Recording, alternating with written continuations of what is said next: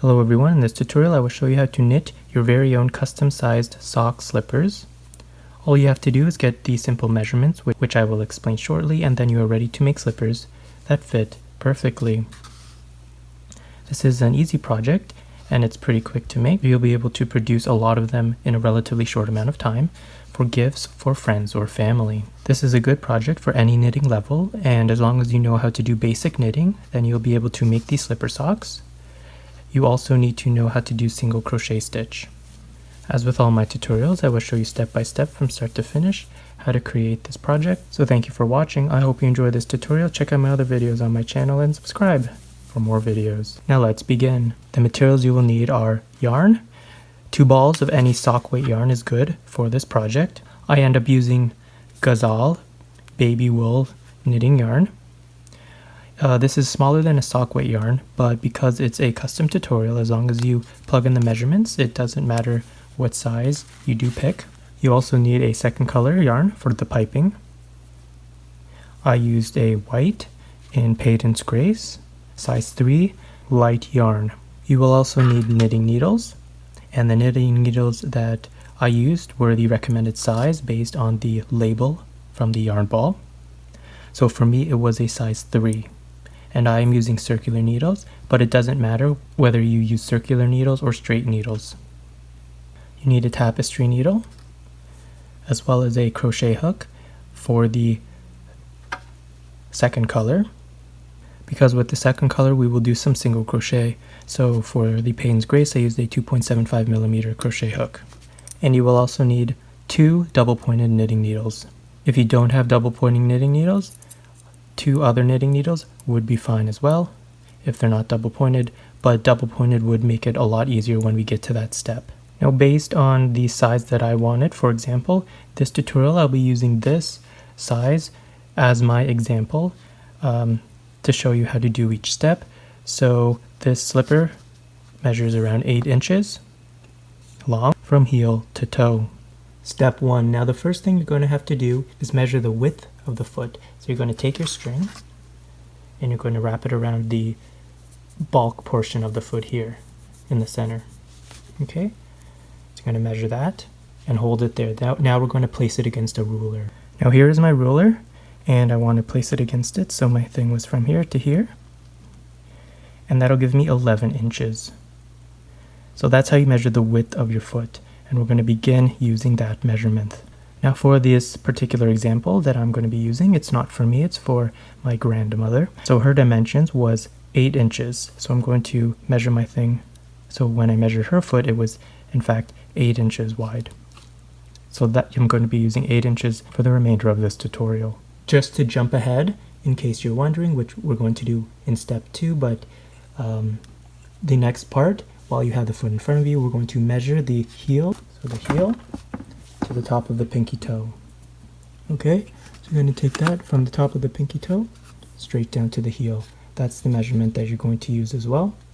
So you want to write that down if you have the foot in front of you at this moment. So if you do not have the foot in front of you, another way to determine the length of the foot, so from the heel to the top of the pinky toe, is to ask for their foot size. So if you ask for their foot size, for example, let's say it's a woman's size 7 US, then you Google it in inches and it'll give you a dimension in inches, 9.25 in inches. So to get the dimensions from the heel to the tip of the toe, of the tip of the pinky toe, you subtract 2 inches. And this will give you a general number point. If the person has really long toes, then you'll have to measure it specifically, but if they have average feet, then if you subtract 2 inches from this dimension here, you will get a good measurement from the heel to the pinky toe from that particular person. So for example, if her foot in inches is 9.25, subtract 2 inches, so 7.25 would be the length from the heel to the top of the pinky toe. So let's start with casting on. So we're going to begin with this measurement here around the width of the foot. So that is the 8 inches that I'm using for this slipper that I'm making. Okay, so I'm going to take the amount of stitches that makes the 8 inches that I want in width. The length that I just showed you from the heel to the tip of the pinky toe, we're going to do in a later step. So just hold on to that measurement for now and set it aside. But right now we're going to work on the width, casting on. So if you're using a sock weight yarn, you want to start with roughly around 40 stitches. And that'll give you a good starting point to determine how many stitches we'll need. So it's going to be trial and error to figure out, based on your gauge, based on your hook, based on your yarn weight, how many stitches makes an inch, and then you're going to have to figure out how many stitches makes the desired width that you want. Okay, so my goal is 8 inches. So I'm going to do the long tail cast on.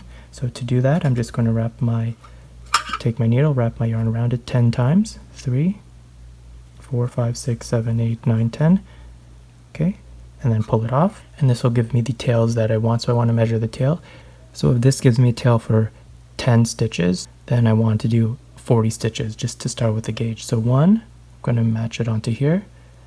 So that's 2, 3, 4. Okay, so this will give me a tail for 40 stitches. It'll be extra, but that's okay. It's better to have more than less. So now what I'm going to do at this point where the 40 stitches are, I'm going to create a slip knot. My tail, this one that's attached to the ball, fold it over, pull the tail through that loop, put your needle through it, and pull the tail to tighten it. Over here I have the part that's attached to the ball. On this hand I have the tail. Put the tail in the palm, close your palm, put your thumb on top of the string, flip. Fold it over, creates an X. Take your needle, pull it from under into this loop here, hold the needle. Take the yarn that's attached to the ball, wrap it around the needle. Take this circle, pull it over the needle, pull the tail. So at this point we have 1, 2 stitches. Okay? So we're going to do that again. Tail in the palm, close the palm. Thumb over, flip. Cross over, needle underneath into this circle here, hold the needle. Yarn attached to the ball, wrap it around the needle. Take the hole here, flip it over the needle, and pull the tail. Okay, so 1, 2, 3, 4, 5, 6, 7, 8, 9. Okay, so that's how you do the long tail cast on method.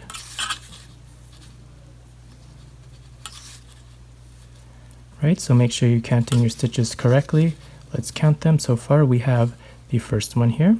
1, 2, 3, 4, 5, 6, 7, 8. 8 stitches on our needle so far. So what I want to do is start with 40. 40 will give us a generic number. Based on your size, you're going to have to add and subtract to get to the desired length. So I'm going to cast on 40, and I will meet you there. So here I have my 40 stitches on my needle. I'm going to knit now 3 rows. I want to knit 3 rows because when you start to knit, it'll expand, and that'll give you a proper gauge to work with. Okay, so at this point, after you do your 40 stitches, it may look very, very small, right? That's why we are just working a gauge right now to figure out the amount of stitches that you would need for your particular foot. Okay, so I'm just going to work knitting 3 rows. So to knit, so this is my tail here. This one is the one attached to the ball. Take the one attached to my ball, wrap it around my finger, insert my needle from the bottom out of the first stitch, like this. Wrap it around the needle like this, and then pull the yarn through, and then slip off that stitch. 1 knit. Same thing, insert my needle from the bottom up, wrap it around, pull the yarn through, and then slip it off the needle. Insert, wrap, pull it through, slip it off the needle. Okay, this is just basic knitting. So I'm going to knit 3 rows. So here I am at the end of my first row. I'm completing my last stitch. And now for the second row, I'm going to turn it around and just knit again. So we're going to be doing the garter stitch for this entire project. So nothing fancy, just knit every single row. That's the garter stitch. I will meet you at the end of row 3. Okay, so here I am. I finished my 3 rows. So at this point, the point of this exercise is to get a correct gauge for the measurements that you want so that you have an accurate measurement for the feet. Because if we measure as soon as we cast on, these stitches tend to be tighter, and as we do a couple rows, they relax a bit. So that's why we did 3 rows, so that it relaxed, so that we get an accurate measurement. So you're going to pop it against a ruler, and you're going to measure where you are now. So this gives me 5 inches. So I wanted a width of 8 inches. So that means I have to figure out how many stitches I need to get it 3 more inches for my example. So I'm going to count how many stitches makes an inch.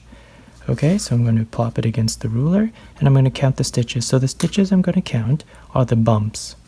So the bumps. So we have a bump and a valley, a bump and a valley. We're going to count the bumps. 1, 2, 3, 4, 5, 6. So 6 stitches makes an inch for me based on how I knit, based on the yarn and the needles that I'm using.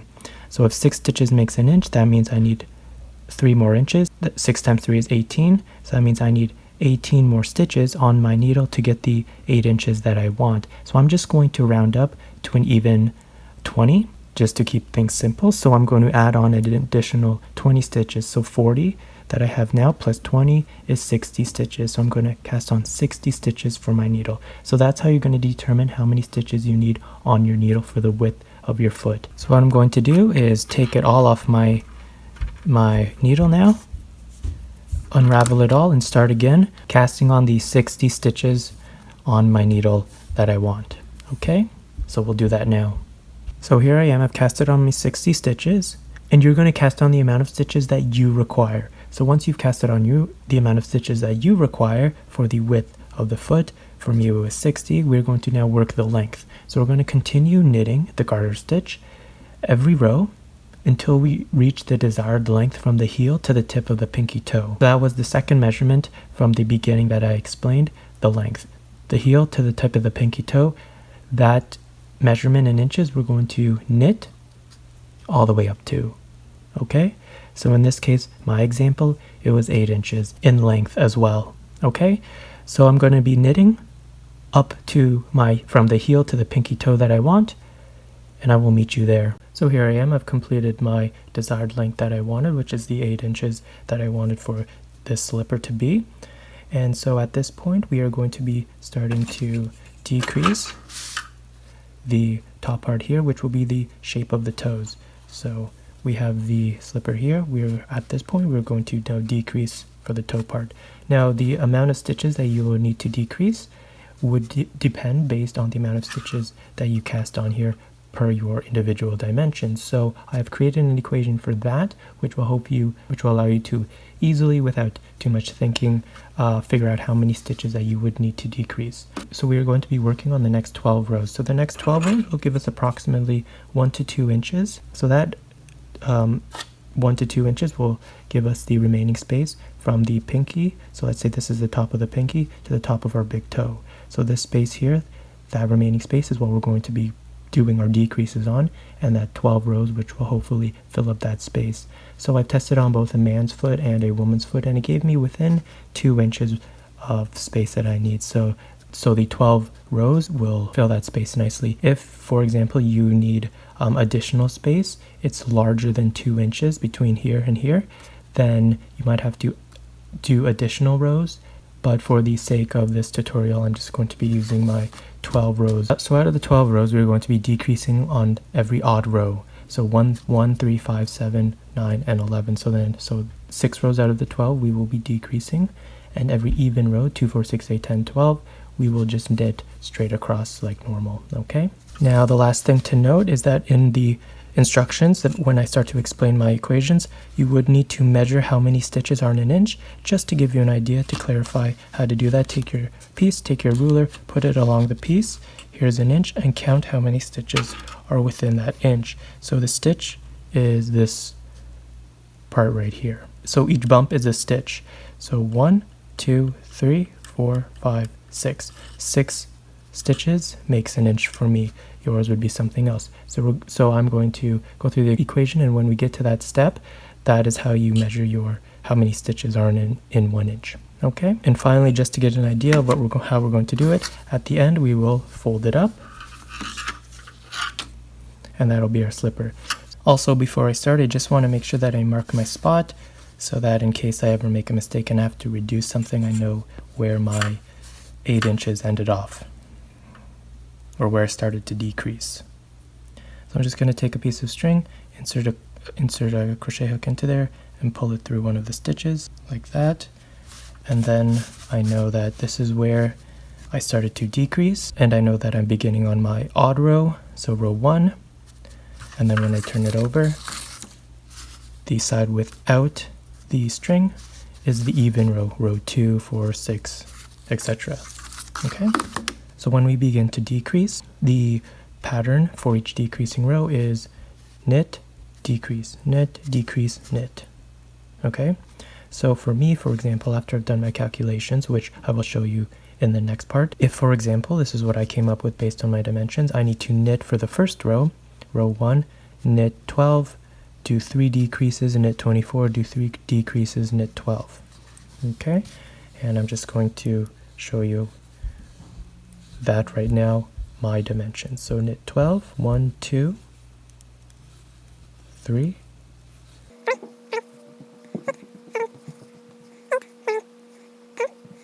11, 12, and then for my decreases, I'm just going to do knit 2 together. So I figured out that I need to knit 2 together 3 times. So take 2 stitches, insert my needle into both as if I'm knitting, wrap my yarn around, and pull through both. Okay, knit 2 together 1, take the next 2 stitches, insert my needle through both, wrap it around, pull through 2 and 3. So one more time, 3. Okay, then I'm going to knit 24,